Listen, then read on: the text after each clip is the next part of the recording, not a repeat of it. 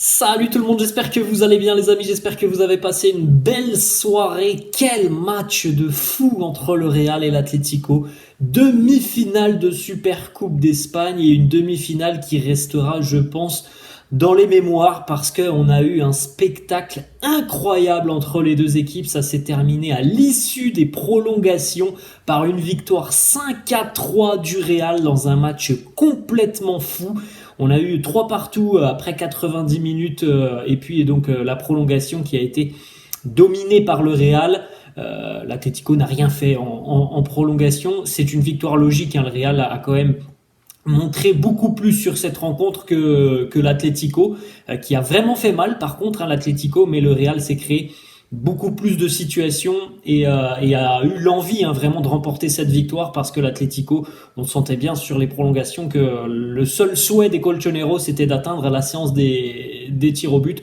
Heureusement, le Real a réussi à forcer la différence dans une rencontre complètement folle où l'Atlético a pris les devants, le Real est passé devant, l'Atlético est revenu, est repassé devant, le Real est revenu. Un scénario complètement dingue, un match complètement dingue. Ça faisait, je crois, j'ai vu passer la stat, hein, à peu près plus de 30 ans qu'on n'avait pas eu un match entre le Real et l'Atlético où les deux équipes marquent au moins 3 fois, parce qu'on a l'habitude de voir des Real Atlético depuis quelques années, même s'il y a une tendance qui est un petit peu en train de changer depuis une saison, hein, du côté de l'Atlético qui laisse beaucoup plus d'espace. La tendance en général des Real Atlético, ce sont des matchs fermé où le pouvoir offensif n'est pas forcément mis en valeur parce que on a souvent une défense de l'Atlético qui est très très costaud. Là, franchement, c'était un spectacle offensif du côté du Real. Et du côté de l'Atlético aussi, on a profité des bévues défensifs côté merengue, mais quelle rencontre de dingue. Le Real est donc en finale de la Supercoupe, demain autre demi-finale entre le Barça et Osasuna. Ouverture du score, 7e, Miguel Hermoso sur corner, le marquage qui n'est pas bon côté merengue, l'égalisation 20e, Rudiger sur corner. Par la suite, 10 minutes plus tard, Ferland Mendy à la 30e qui marque d'une petite caresse du pied gauche. Égalisation, très beau but d'ailleurs de Griezmann à la 37e, mais encore une fois, on est trop gentil défensivement côté merengue.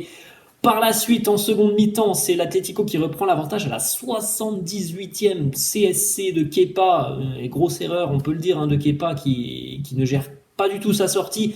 L'égalisation, quelques minutes plus tard, 85e, signé Dani Carvajal à la suite d'une contre-attaque rondement menée où le Real a eu 3-4 situations de marquer. À chaque fois, il y avait le gardien ou un joueur qui sortait le ballon et Carvajal est arrivé en seconde ligne pour marquer. Et puis donc en prolongation, Savic contre son camp, mais qui a été poussé à la faute par Rossellou. Et puis Brahim Diaz à la course qui vient devancer Yann Oblak qui était monté au corner, donc il n'y avait plus personne dans les buts. Ils ont tapé un sprint les deux et Oblak a été mangé par la vitesse de Brahim Diaz qui va donc marquer dans le but vide. Une rencontre complètement dingue ce soir entre le Real et l'Atlético. Voilà les amis, d'ailleurs le scénario, hein, comme je vous ai dit, l'Atlético a pris l'avantage, le Real est repassé devant, l'Atlético a de nouveau égalisé et repris l'avantage avant que le Real n'égalise et puis prenne définitivement l'avantage en prolongation. On regarde la timeline de la rencontre, donc en vert les situations pour le Real, en bleu les situations pour l'Atlético, donc vous pouvez le constater déjà sur la prolongation. On a eu une seule équipe qui voulait aller chercher la victoire, qui voulait aller chercher le résultat, c'est le Real. Et sur la globalité de la rencontre, le succès il est logique pour les merengues, même si c'est vrai que sur la première demi-heure, les 20 premières minutes de la rencontre, l'Atlético s'est montré dangereux, a marqué d'ailleurs assez rapidement et s'est montré dangereux avec une situation assez importante sur le but de Kepa. Et puis ensuite, voilà, par séquence, les Colchoneros, quand ils sont sortis, notamment l'intermédiaire du but de Griezmann, là aussi, il y avait une séquence assez intéressante de 5 minutes à peu près pour les Colchoneros, mais dans l'ensemble, le Real a été quand même au-dessus sur cette rencontre. Voilà les statistiques complètes d'ailleurs de la rencontre, 57% de possession côté Real, 43 évidemment du côté de l'Atlético, 22 tirs pour les merengues, 11 pour les Colchoneros, donc le double pour le Real, 10 tirs cadrés côté merengue, 6 tirs cadrés côté Atlético.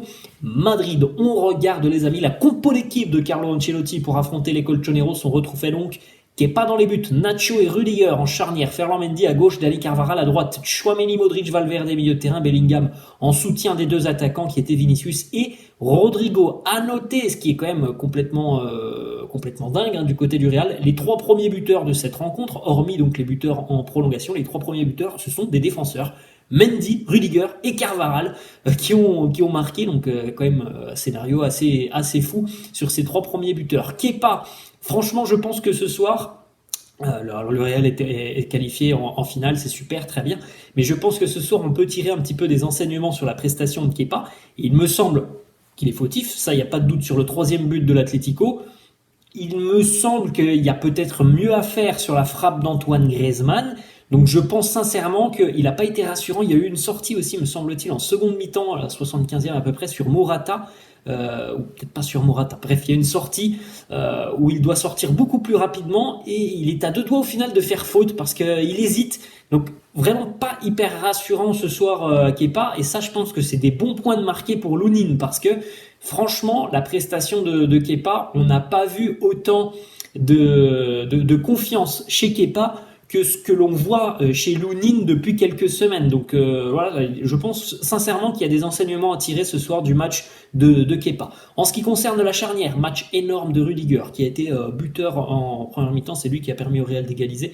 Rudiger, encore une fois, vraiment dans son style caractéristique, très impressionnant défensivement dans les duels. Il a coupé bon nombre de centres, avec des interventions pas toujours très orthodoxes, on va dire ça comme ça, parce qu'il est toujours un petit peu spectaculaire dans ses interventions, mais un très gros match de Rudiger qui s'affirme de plus en plus comme le patron de cette défense. Nacho beaucoup plus en difficulté ce soir, franchement, il y a beaucoup de choses à dire et qui sont pas forcément hyper positives sur le match de Nacho. On voit un Real qui a beaucoup de difficultés sur le domaine aérien et Nacho a été pris, franchement, surtout sur la première mi-temps. Il y a eu beaucoup de difficultés à contenir un petit peu les assauts, notamment sur les phases aériennes. Ça a été vraiment compliqué pour Nacho. Ferland Mendy buteur, une belle caresse. Quel but du pied gauche. C'est franchement un but d'attaquant qui nous a marqué Ferland Mendy. Et d'ailleurs, vous avez peut-être remarqué ce soir, mais on l'a vu énormément, pour un joueur qui revient de blessure, on l'a vu énormément finir les situations. Donc c'est-à-dire qu'il s'est beaucoup projeté vers l'avant. Et on l'a vu très régulièrement dans la surface de réparation, bien placé, c'est d'ailleurs pour ça qu'il marque ce joli but, et avec franchement un gros volume pour son retour. Ferland Mendy, ça fait hyper plaisir de le voir en forme comme ça. Et puis défensivement, il a été globalement assez costaud. Que dire de l'autre côté de Dani Carvajal? Énorme Dani Carvajal. Alors lui aussi, il revient à peine de blessure. Il nous a sorti encore une fois une prestation, Dani Carvajal, avec une intensité, un volume. Il a marqué, il a délivré une passe D. Il était à 2 doigts de délivrer la deuxième passe D, puisqu'au final c'est un but contre son camp de Savic en prolongation, mais le centre il vient de Dani Carvajal, il vient du fait qu'il élimine un joueur de l'Atlético, et il a été énorme dans ses duels. Il a gagné un nombre de duels, Dani Carvajal, ce soir, incroyable, avec un dynamisme sur son côté. Franchement, encore une fois, top prestation de Dani Carvajal, comme depuis le début de saison. Au milieu de terrain, pour moi, Modric et Tchouaméni ont été un cran en dedans ce soir et ont été moins bien que les autres. Alors Fede Valverde a été énormissime, il a été d'une importance fondamentale. Comme d'habitude, le travail de l'ombre. Je pense qu'on aura les statistiques demain de Fede, mais il me semble qu'il a été énormissime niveau duel, niveau précision des longs ballons et précision des passes. Il a été vraiment hyper juste, Fede Valverde, comme d'habitude avec son énorme volume. Il a récupéré beaucoup de ballons. Ça n'a pas été le cas de Tchouaméni et Modric, qu'on peut franchement accuser sur la première période d'être un petit peu trop gentil, notamment sur le but de Griezmann.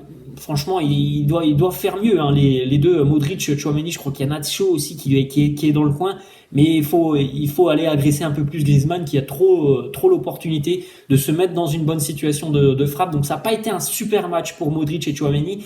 De toute façon, Modric, quand il y a beaucoup de tâches défensives, ça devient un peu plus compliqué pour lui. S'il se cantonne à son rôle offensif, c'est intéressant parce que il a des qualités exceptionnelles, mais défensivement c'est plus compliqué. Et Tchouaméni, je trouve, a été un petit peu en difficulté en première période. On enchaîne avec les 3 joueurs du secteur offensif. Bellingham qui sort encore une très belle prestation, notamment sur la première période, un énorme volume, beaucoup de ballons récupérés. Alors on l'a peut-être pas vu offensivement se trouver dans de bonnes situations, mais encore une fois un boulot exceptionnel de Jude Bellingham. Donc ça ça rend encore une prestation très intéressante de la part de l'Anglais.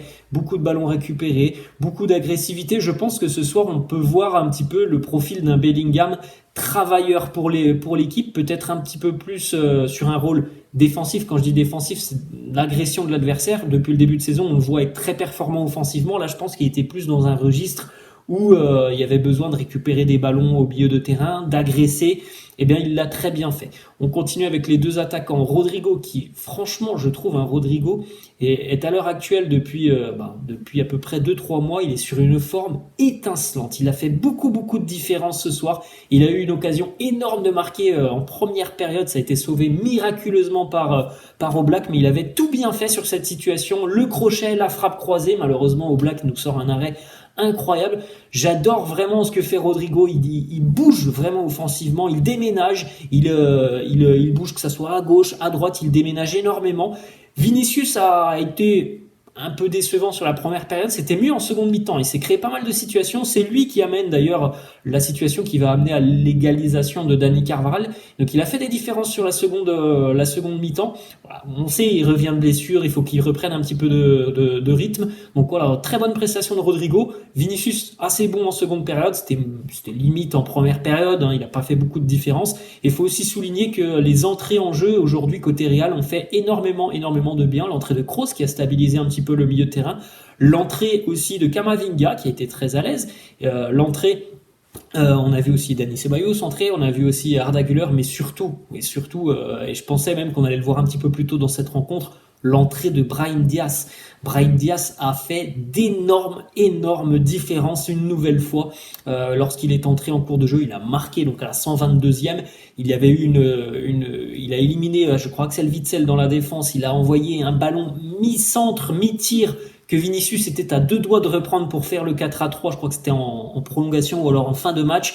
Il a fait beaucoup de différences, il déménage, il est juste techniquement, il se propose pour ses coéquipiers, donc vraiment Brahim Diaz aussi hein, est très important à l'heure actuelle côté Real. Voilà la qualif des merengues pour la finale de la Super Coupe d'Espagne face à l'Atlético, et ça fait plaisir parce que le match a été vraiment spectaculaire, on s'est régalé. Laissez-moi en commentaire d'ailleurs les amis si vous avez apprécié cette rencontre, si vous avez des tops, des flops. Bon, des flops, il n'y en a pas énormément, mais je pense vraiment qu'on ne peut pas être rassuré de la prestation de Kepa ce soir. Après, c'était un jour un peu plus compliqué pour Modric et Tchouaméni, mais il n'y a pas vraiment de flop ce soir, mais des grosses satisfactions, il y en a. Et dans le secteur défensif, moi, Carvajal, il m'a encore une fois très impressionné. Fede a été énormissime, Brahim Diaz a été énormissime, Rodrigo, donc voilà, Rudiger aussi. Donc il y a vraiment de bonnes satisfactions ce soir. Voilà les amis, la fin, je vous laisse, je vous dis à la prochaine. Ciao.